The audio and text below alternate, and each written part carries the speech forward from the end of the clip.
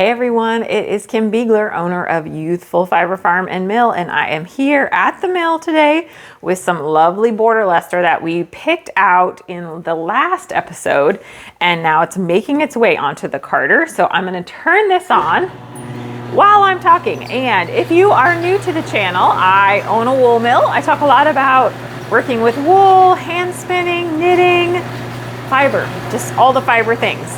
And if you're coming back, thank you. I am excited to see you all. And like I said, I am working with some really beautiful Border Leicester. This fleece I probably bought 4 years ago, and it may have already been a year or two old at that point. So don't give up on your wool if you have a stash and you're not quite getting to it. If wool is stored well, which means like it's not getting direct sun all the time, it's not, like if it's in a bag, it's not getting hit with sun, so it's sweating, no critters are getting into it as far as moths, mice, anything like that, your fiber is going to be fine. So get to it when you get to it. Okay, we're going to go see the other end of the carter now and see how things are going. Hold on, man. All right, we'll go back to the other side, but I'm pretty sure, yes, I'm about to explode here. Ah, man down. So I'm gonna stop the machine for a sec just to had a feeling that we were there and just load it back in. And then we'll take a peek at it coming out. Hopefully you can see what I'm doing. I don't even know where I just put the camera down, but this is that Border Leicester coming out. So all those beautiful colors are getting, yes, you can see well. So all those colors are melding together into this beautiful gray. I'm just gonna push this down. And this is gonna be such a nice spin. I just did 100% wool on this because I haven't done 100% Border Leicester in a long time, and it was such a lovely fleece that I thought, why not? All right, let's go pop over, knowing that this will want to back up on us while we're traveling. Push it down one more time. But we did get some rain this weekend, which is lovely, so that helps with some of the bump in our humidity back up. So let's take a peek in the machine. There she is, hurting her little heart out. And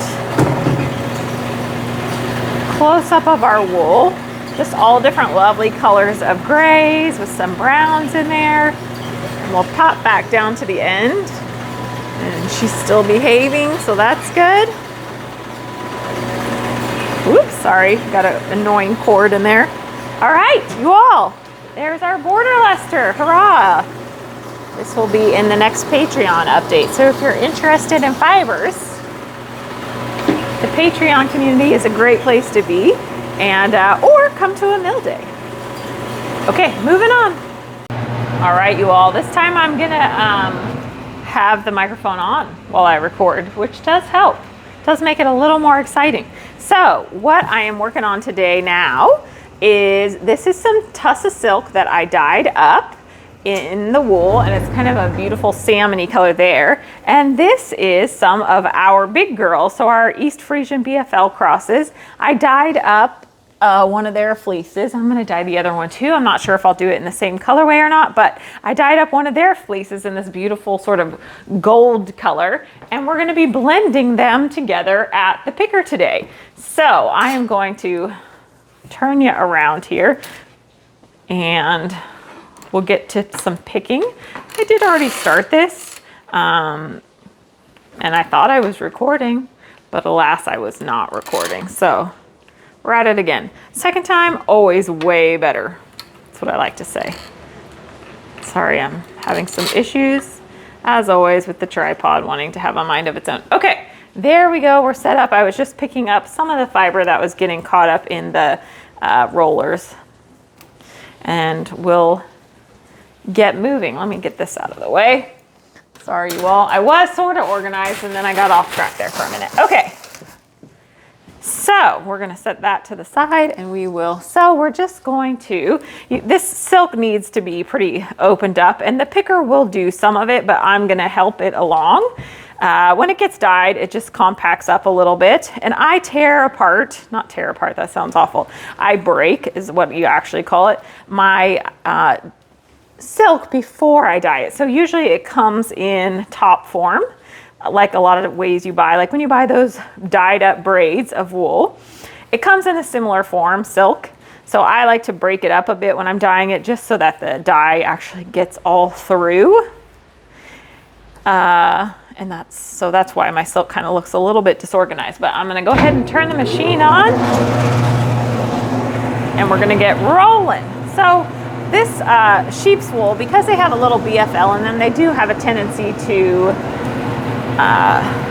not felt, but it gets just compacted more. BFL loves to felt. So if you are a felter or you're looking for a good felting wool, BFL is magical at felting. So, and these are crosses, but they still have that tendency to get pretty tight during washing and especially during dyeing. So I have to be careful when I dye up their wool that I don't accidentally walk away from the pot and let it boil, because we all know, right, that agitation plus hot water is what causes felting. So you want to avoid those things to an extent. So if you're heating up water to boil, you don't want to agitate the wool, because that is going to give you some felted wool in the end, which includes if the water boils, right? That's just like a natural agitator. So don't walk away from your dye pot. Moral of the story, I have done it and thus far have not really felted anything, but most of the time I'm working with like Romneys, Shetlands, things like that that are a little hardier, coarser wool, and they are not as prone. If it had been merino the times that I boiled, it would have been a different story. I would have had a big mat of wool. So I'm just going to go through here and let the picker pick this out with me helping a little bit for some of those more stuck spots. And I kind of go back and forth with layering, because obviously I'm only doing, I don't know, it's maybe 15% silk. So you don't need a lot of silk. You don't need a lot of silk. Okay, I am going to go ahead and finish picking this out. We are doing, I should mention, in the Patreon community, this weekend we are doing an online Zoom workshop about spinning silk. And I feel a little bit conflicted about it. Not really. It'll be fun and we're all gonna learn something. But I was talking at Mill Day to some of the women that are in the Zoom, and actually the women that I think had helped with the decision about what kind of things to spin in the workshop. And I said, I don't know, you all. It's not that I don't love silk, but 100% silk, it's not so much the spinning as the finished products. Like, how many of us really will use 100% silk? But anyway, we're going to talk about it in the workshop. So if you're interested, join the Ewethful community. There are certain levels you got to be at for that, but all the details are in the show notes if you click there. So, okay, I'm going to stop jibber jabbering and we'll let you guys see what this looks like when it's all picked out. All right, here is some of the last of it getting picked out, coming out the other side into the shower, which just collects everything so it doesn't end up all over the mill because it wants to fly. So I am very excited about how I think this is going to blend out really pretty. Very spring and bright and happy. So if you're interested in the fibers that I'm making, be sure to jump in and join my Patreon community as a paying subscriber. But you can just be at $5 a month, which helps support all of the content that I make and the time I put into it. It frees it up so I'm not having to, because, you know, it takes some time away from actually making product to do all this filming and editing and stuff. So, all right. I'm gonna finish this out. I'll let you see what the fiber looks like when it's done. All right, time to open this up. And it was trying to escape out all over the mill through the top, but see, it's everywhere. I'm going to get a haircut later and I'll end up there with silk all over me, which I'm sure people are like, it's not like a fancy way to be wearing silk.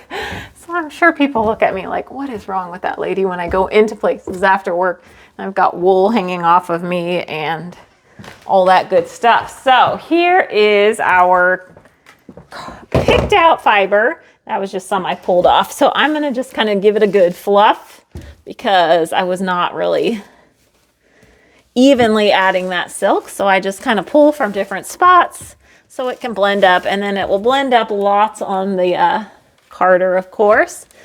And I'm going to let you see what this looks like. So I'm going to condition this and then we'll get it on the carder here, hopefully in this episode. We hope, but let me show you up close what this looks like. So pretty. All right, everyone, we are at the carder right now and getting ready to card up that BFL East Frisian from our sheep that I dyed up. And it's got that silk in it, and I'm just laying it out on the carder as evenly as I can. Still doing a little opening because, like I mentioned, it went through the picker, but some of the locks are pretty tight. So I'm actually going to turn the machine on and we're going to let it start doing its magic. And then we'll head over and get it set up to do roving. And we'll go from there. And I've mentioned before, but I will mention again, if you love the fibers that I am making here, and they are very easy to spin fibers, I recommend you joining my Patreon. I did want to also mention, I was talking with some family this weekend and they were saying they don't get ads when they watch my episodes on YouTube. And so if you are enjoying that, that is because I do not monetize my YouTube channel, meaning I am not making any money off of YouTube, off of any of that. And the main reason that I have chosen to do that is because I honestly didn't want to give YouTube all of my business information, which is what you need to do to get paid by them. And I already have issues with a lot of these platforms, and so I don't want to give them every last detail of my life. And so I don't monetize, which is why the Patreon channel really does help to subsidize the time that I put into doing the videos. And I love doing them, but they do take time, and they take time I would be otherwise probably doing a little bit more processing. So anyway, let's get back to fiber. But I just wanted to explain that not everybody on YouTube is making money. Lots of people are not making money. Okay, let's go over to the other end here and see where we're at. We should have plenty of fiber coming off the carder. There it is. And I'm going to stop the machine. And let's let you get in a little bit closer so you can see. Whoops, lost the microphone for a second, but we're back, hopefully. Okay, so there is our beautiful webbing coming off, and I'm gonna go in and break a bit of it. And everything that's on the floor here will go back in, and we will just throw it back into the carder. I'm gonna knock myself out while I'm getting up. I'll let you see what this kind of looks like up close. Pretty pretty. If you are needing some spring spirit, that is it. So now I am going to connect up my roving into the roving deck, and the roving deck consists of these 3 sets of rollers, 1, 2, 3, and the roving gets pulled off what would be, it would otherwise be a bat or a cloud. If I just let it fall, it would be a cloud. If I put it on a drum, it would be a bat. But the roving deck turns it into roving just by collecting it differently. That's literally all it's doing. It's just a different form of collecting the fiber as it comes off the carder. So you just have to get it set up so that it will feed. And that's what we're gonna do. So I'm gonna move you all here. I'll try to do this without, it's always a little bit of an endeavor and not going to work. So let me pause and I'll get this set up and we'll get back through. All right, you all, I am just putting the belt on and then we're ready to rock and roll on this new fiber. And I'm gonna do a little spinning of it because I have to. It's my girls, right? I feel like it's mandatory. Okay, here we go.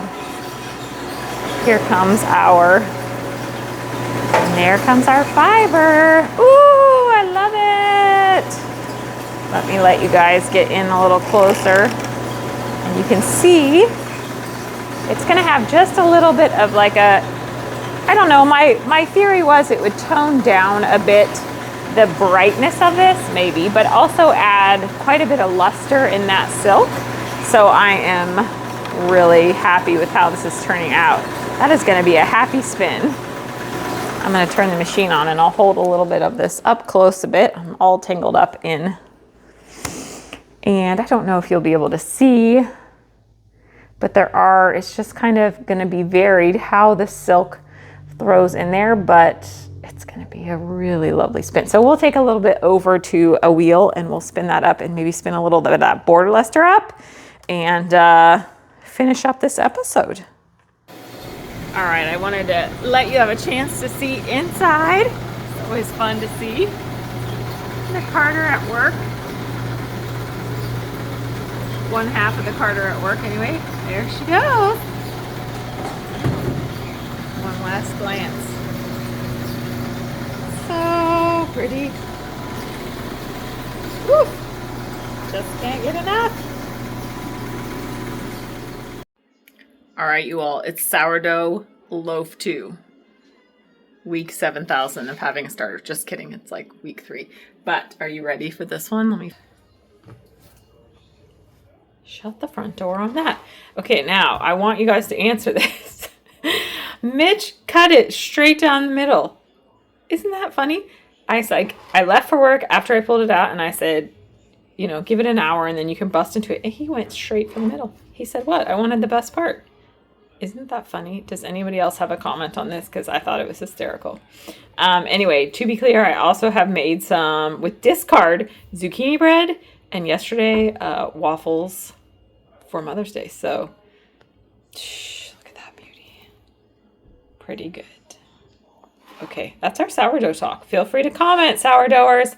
I will tell you, weird. Maybe I can have the sourdough in the background. I put a link in the show notes last time, and I'll leave it in there to the person whose video I watch. And he has a blog that goes all through sourdoughing, like from the beginning. Anyway, those are in the link. What I did a little different is 3 feeds before I'm going to make bread. So morning, afternoon, morning, evening, morning. I think ideally you would do that 3 times in one day. And she's like, what are you doing? We're talking sourdough, baby, and how you cut it in the middle. Hey, let's not mock your husband. And so I feed 3 times before I make the bread. And I'm trying to think if there's anything else. I mishmashed. I really did mishmash. And in the video with the links, he does on a stone with steam. And I just do in, there you go, with the lid on for half an hour, lid off for 10 minutes-ish. 10 minutes. The last part is ishy. Okay, one last look and then we'll stop talking sourdough. All right, everyone, we are ready to do some spinning and we are at the Lendrum single treadle and ready to spin a bit of the most recent card, which is, just making sure, which is the, oh my goodness, single treadle. I always have to like pump myself up for this. Okay. This is the BFL East Frisian. I have to get myself, ooh, that's thin. This is the BFL East Frisian. Oh my goodness, let me put my foot in a different place. There we go. Now it's not clunking. Okay, so I'm spinning this short forward. It's spinning up, as we can all imagine, like a dream, and I cannot wait to show you. You might be able to see it starting to accrue on the wheel. Phew, it's really lovely to spin. I mean, so this had, what did I think I said 15% silk in it. So it feels dreamy. And these girls have lovely wool, but it's, you know, it's, I would say it's a medium wool as far as coarseness. and they're older girls. This isn't the longest fleece, so you see that my hands are not going super far apart as I'm spinning short forward. I'm keeping them pretty close together because they have shorter wool. Not short, but you know, post spinning Shetland, this is very different. And so I do keep my hands a little bit closer. Very light still for those of you that are new. Oh my gosh, I just looked up at the wheel, at the bobbin, and was like, holy cow, I may have to take this home. Just kidding. I do have another fleece. Oh, I have multiples, and I was debating. I took the other fleece home to dye it, and I thought, should I dye it in the same, or should I mix it up? There's only, you know, their fleeces are maybe 1.5 pounds, so there's not a ton of this fiber. And now that I'm spinning it, I'm thinking yes, because I know this will be in the next Patreon shop update, and I know it will go quickly. So I'll stick with my initial gut and go ahead and dye up more of it in this color so that there can be a second batch. And I did this in 2 different golds, actually. One of them I kind of stuck to the main color, and one of them I added a little bit of brown to tone it down just a smidge. And okay, we've probably spun enough that we can get a good idea, but I would prefer to just sit and spin this all day. Okay, let's go ahead and take a peek at what we've got here. I don't know if you all can see it, but I'm gonna do let's do a ply back. See if I know how much twist I was putting in there. Oh my goodness. And when I do a ply back, I'll do a little ply back, and then if I'm not gonna like put the yarn back onto the bobbin, like right now, I'm gonna just tie a knot in it so the twist kind of holds where it is. But let's look at that yarn. Could definitely use a little more twist, but that's so pretty. Okay, now let's look at it on the wheel. I'm gonna take you off to look at it on the wheel because that's just easier. And look at how saturated and beautiful. Oh gosh. And it's got that stunning luster from the silk. Okay, that's exciting stuff. That's fun. Okay, let's go ahead and spin. This is why I'm saying this isn't gonna last long, especially if I don't let it go. But I'll dye the other fleece up, so it'll be similar, probably not exactly the same, because I don't know that I even wrote down what I did with the silk. I kind of just had fun with the silk, but we can get it. The silk is kind of the minor of what's going on here. It's just adding a little bit of extra sort of a heather into it. But okay, let's spin the Border Leicester. All right, I've got the Border Leicester here, and it won't be as exciting color-wise, but I do believe it is going to be a really lovely spin. So and it'll be longer. So we'll go from a short fiber, and I spun that short forward, the last fiber. I decided to go short forward just because it had that silk in there. The fibers are a little bit shorter, so it seemed, oops, see how that didn't have enough. That was just the end. If that happens to you where you're pulling and your yarn keeps breaking, it's because you don't have enough twist in it. So start to add more twist, whether that be adjusting your wheel or holding onto your fiber a little longer. Hopefully not changing your speed on your feet, because that is going to be not a long-term solution. How's that? That's a short-term solution. Okay, so now let's get to some long draw. Technically long draw, you would join from the bottom. Doesn't matter because we were just spinning non-long draw, but let's get our join going and then let's start spinning. And this does have a longer staple, so I've got to remember to have my hands light as always, but keep them a little bit further back. Keep a nice separation, which in long draw is easier to do. A really light handle is going to make everything easy. And this is obviously very different. We're doing 100% wool now. And this is a woolly wool. This is Border Leicester is a medium, although I'm sure people are breeding to make them less medium. But my front hand just kind of acts as extra tension, and it helps if something's a little off, I'll use it to run down. But otherwise, it's just kind of sitting there as I am pulling back. And you see the twist builds up between both hands. I like to spin, especially wools that are a little bit coarser, I like to spin them long draw because it's the best chance, I think, of getting a nice lofty, slightly squishier yarn out of them. If you spin some of these coarser wools short forward, you certainly can, but you've really got to watch how much twist you put in, especially because of this longer staple. You can get away with less twist, and then you're going to have a less itchy. You know, the more twist you put in a wool, the closer you are to getting it to be kind of rope-like, and rope feels itchy, right? So if you're working with a wool that has the potential to more easily get to itchy, you can see how much faster. I just spun at probably the same amount of time, and I'll show you here on the wheel, but the same amount of time and how much more yarn I spun in this short period. That's long draw. It's so fast, which is why a lot of times when you learn long draw, it's hard to go back to short forward. But some yarns, I think, you know, like that last one I was spinning, it just is nice to get a nice crispy yarn out of it. Okay, I'm gonna stop. Now that I'm in a flow, it always takes me a minute to kind of get in a flow with new fibers, especially when you're going short to longer, short forward to long draw. But let's go ahead and stop, and we'll take a peek at this. And then you all, it's time for the Maker Soapbox. So if you don't feel like listening to politics, this is about your time to be done with this episode, but I hope you will stay, because I am not here to divide. I am just here to share information and speak up and make sure everybody knows what's happening is not normal. Do you see how much fiber I just spun into yarn doing that long draw? But you can see how different those two fibers are. All wool is not the same, right? So let me see if I can do, that's not going to be a good playback. I'm not going to do a playback on that because I don't think it's going to be very good, but there is our spinning. All right, you all, wish is coming. Wish is coming. It's time for the Maker Soapbox. It's time, it's time.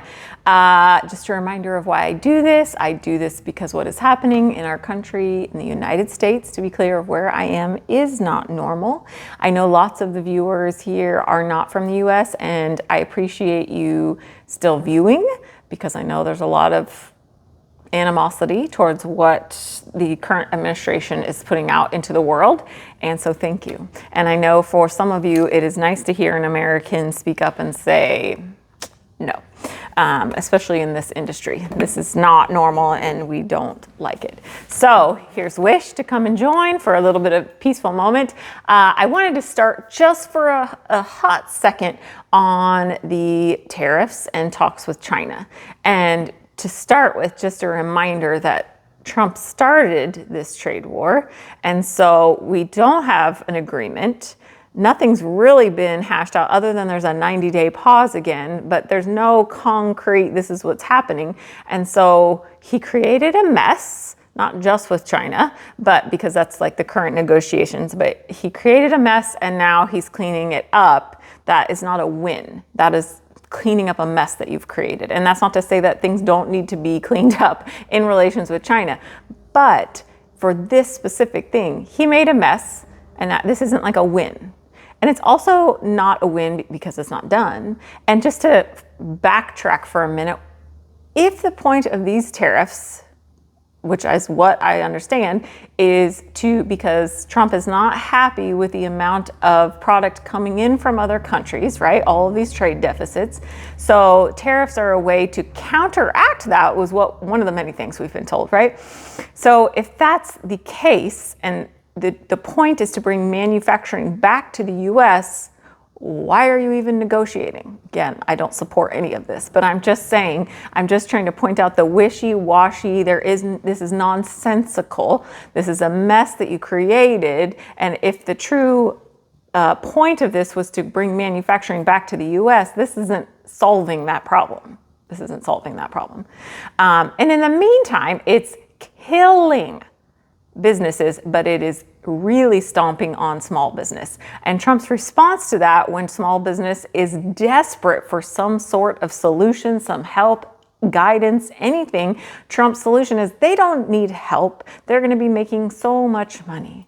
Okay, the thing with owning a small business is you don't have months. Sometimes you don't have weeks to stretch your budget, because most of us in small business have not only put everything we have into our small business, we've literally oftentimes used our homes, our personal assets as collateral for loans we have gotten. We don't have time to be pushed off by an administration that doesn't care about us, because what that means is small businesses will fail. Why are they failing? Because a lot of small businesses contract with manufacturers in China and in many other countries, right? Because it is the most affordable way that they can get a product made, because we really don't manufacture in the United States. Whole separate topic, but when these small businesses are trying to bring their product into the country and they're having to pay on a $3,000 bill of product, they're having to pay an extra $7,000 in import fees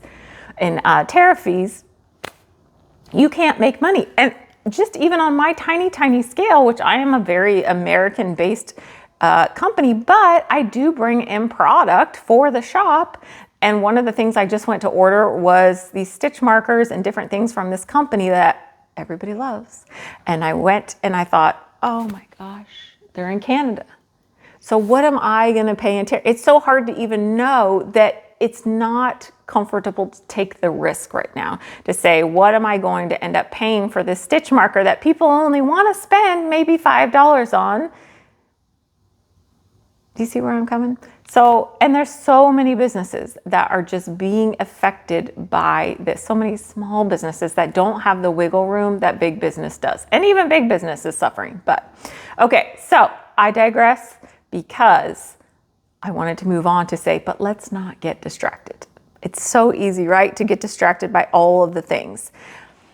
I have some homework here, and I will put a link to this in the show notes, but this is a 23-page spreadsheet on Trump's funding freezes.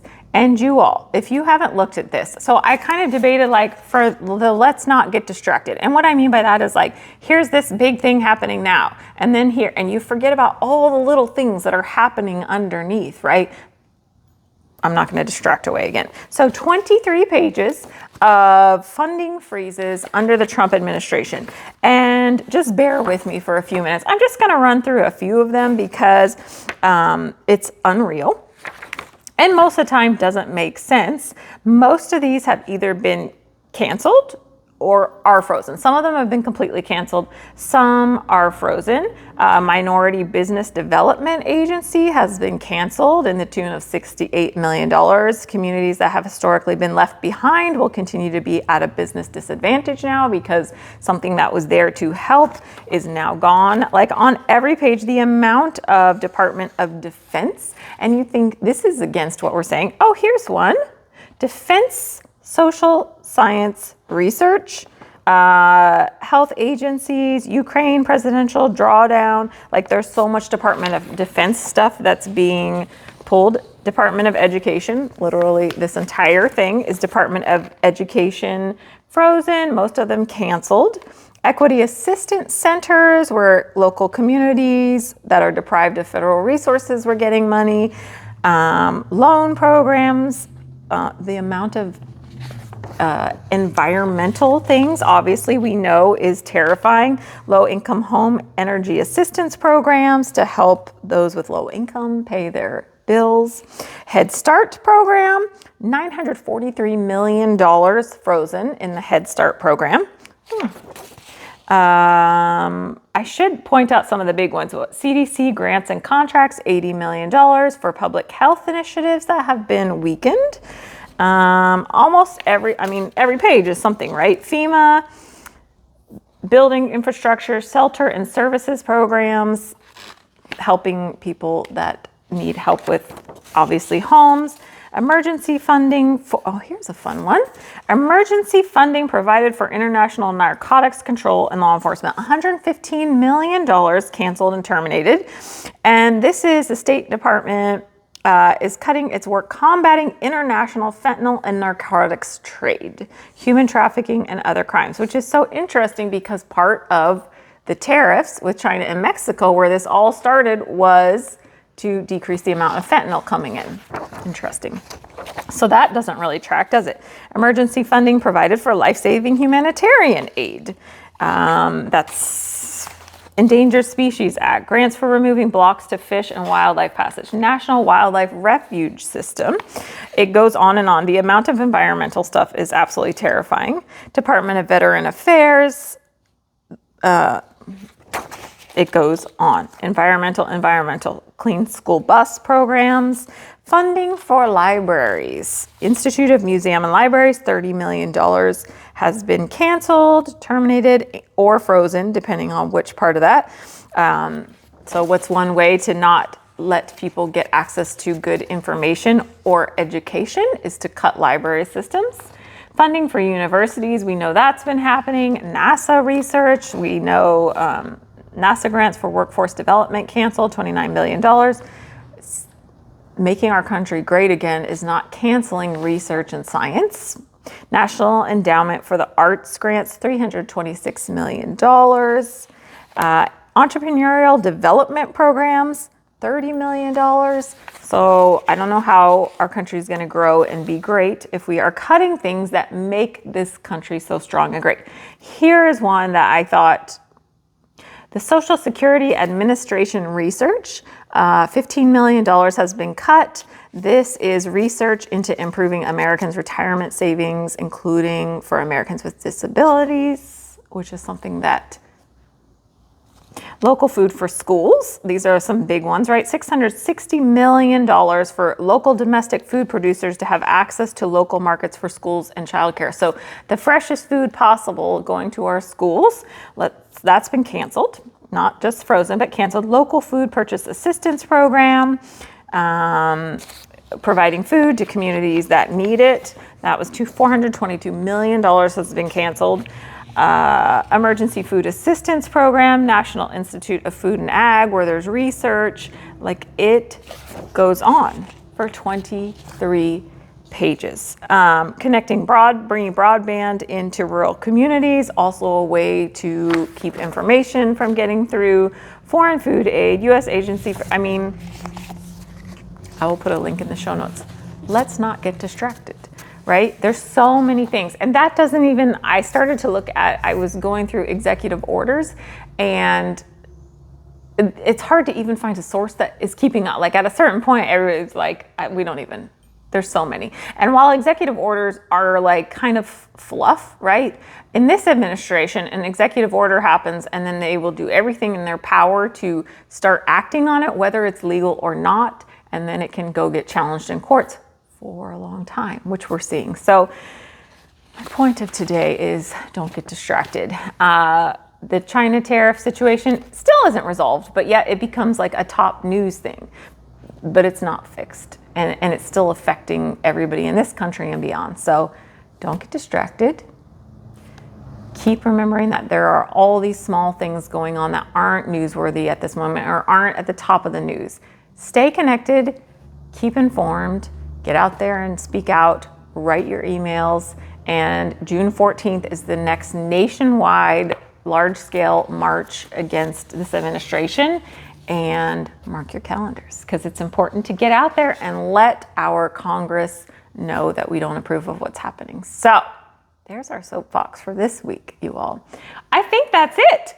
We have carded, we have talked politics. We've done it all, right? We've done it all. And I wanted to say thank you all so much for your comments last week. I appreciate them. I appreciate them every single week when you write them. And so please continue to comment. Please subscribe. Please remember that I do have a youthful Patreon community. So if you enjoy learning from me about fiber, if you enjoy all the things that I talk about here, it is a great way to help support this, because as I mentioned before, I do not monetize this channel here on YouTube. So your support is appreciated. Plus, you get access to fiber sales, to a community of wonderful people, and workshops like this weekend where we're doing the spinning silk workshop, and I was doing some practice this morning before I got here. So, okay, everybody, thank you so much for joining me. I appreciate you staying if you are still here.